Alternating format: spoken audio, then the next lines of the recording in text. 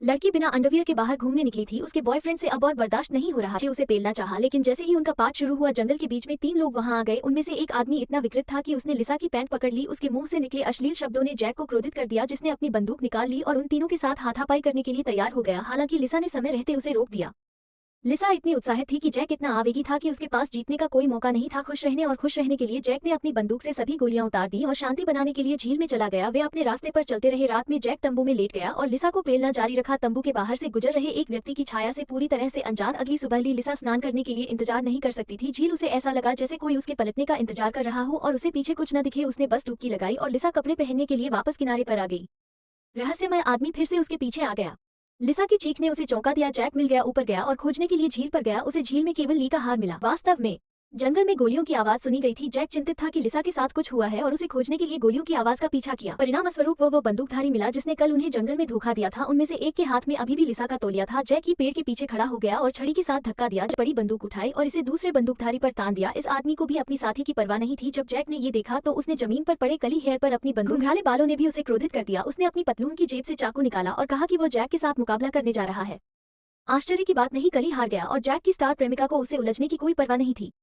के ने लक्ष्यहीन होकर जंगल में अपने पैरों की तलाश की। गलती से पैर उस पर पड़ गया।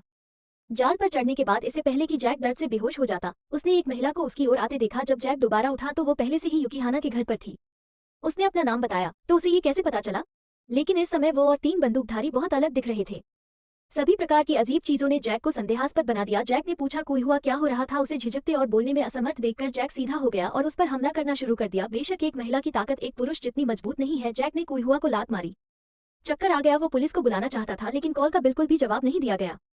जब जैक गुस्से में था, उसे अचानक एहसास हुआ कि उसके पैरों के नीचे की जमीन खाली थी। उसने उसे खोला और एक गुप्त कमरे के अस्तित्व का पता लगाया। जब जैक सीढ़ियों से नीचे आया तो उसने जो देखा वह था, वहां फॉर्मलिन में भीगी हुई मृत शरीरों का ढेर था। जल्द ही जैक को एक और दरवाजा मिला और वो लटके हुए यू को खोजने के लिए अंदर चला गया। जैक ली को खोलने में मदद करने के लिए दौड़ा। जब दोनों भागने वाले थे तभी एक विकृत राक्षस उनके पीछे आ गया। जैक ने अस्थायी रूप से विकृत राक्षस लिसा को आधे रास्ते तक खींच लिया। उसने एक सोचा कि उसने इसे देखा है। किसने सोचा होगा कि पुलिसकर्मी और विकृत राक्षस एक समूह थे। जब लिसा ने ये देखा तो वो भागना चाहती थी। पुलिस अक्सर उसे मारने के लिए बिजली के डंडों का इस्तेमाल करता था। जैसे ही वो बेहोश हो जाती थी, स्क्रीन चालू हो जाती थी और उन दोनों को नई दुल्हन के कपड़े पहनाए जाते थे। शादी 3 लोगों की गवाही में हुई थी। अब इसे चोदने की बारी जैक की थी। विकृत त्रिकुट वह और लिसा बस इसे देखना चाहते थे। शादी जल्द ही रात में फिर से हुई। लिसा को कुइहुआ ने एक गिलास पानी पिलाया और फिर एक विशेष बिस्तर पर रखा। गुआन एओ जैक को अंदर ले आए और उन्होंने अचानक दोनों से मदद करने के लिए कहा। उनके पास एक बच्चा है। ये पता चला कि कुइहुआ और यिंचा सही थे। युगल और विकृत राक्षस कुइहुआ का छोटा भाई है। दंपति वर्षों से एक बच्चा पैदा करने की कोशिश कर रहे हैं, लेकिन वे हर बार असफल रहे हैं। उनके पास कोई विकल्प नहीं है, लेकिन एक दूसरे के साथ यौन संबंध बनाना शुरू करने के लिए पहाड़ों की यात्रा पर गए। जोड़े ने उन्हें बच्चे को जन्म देने में मदद करने का आदेश। उन्होंने पाया कि उनमें से 2 विफल हो गए थे। उन्हें दंडित करने के लिए कुइहुआ ने एक चाकू लिया और काट दिया लिसा की छोटी उंगली। और जैक को उसके विकृत भतीजे ने बुलाया और देर रात तक कोड़े मारे। एलसी जूनदा जिनशाओ शा शुई चा केशुन के घर आए, लेकिन लिसा से कहा कि वे सिर्फ कुइहुआ की पत्नी है जो उन्हें मार डालेगी। जैसे ही वो बच्चे के साथ गर्भवती हुई, अब उनके पास केवल आत्म बचाव ही खुद को बचाने का एक तरीका था। उसी समय लिसा के माता पिता को अपनी बेटी के बारे में कोई खबर नहीं थी, इसलिए उन्होंने पुलिस को बुलाया। स्वाभाविक रूप से बूढ़े व्यक्ति के रूप में पुलिसकर्मी को भी खबर मिली। वह जानता था कि मामले में अब और देरी नहीं की जा सकती। चूंकि जैक उसके साथ यौन संबंध बनाने को तैयार नहीं था, वो ऐसा केवल तभी कर सकता था जब उसका विकृत भाई उसकी जगह लेने आया था और लिसा के साथ संबंध बनाने वाला था उसकी किस्मत। एक चाल के साथ फोशान वेंग ने उसे लात मारी, तभी उसने अपनी बेगुनाही की रक्षा की। अपनी प्रेमिका की चीखें सुनकर जैक शांत नहीं बैठ सका। जब वह करीब आया तो कील ने उसकी महाधमनी को छेद दिया। ऐसा लग रहा था कि वह अभी भी नहीं है। राहत मिली और उसके सिर में फिर से गोली मार दी।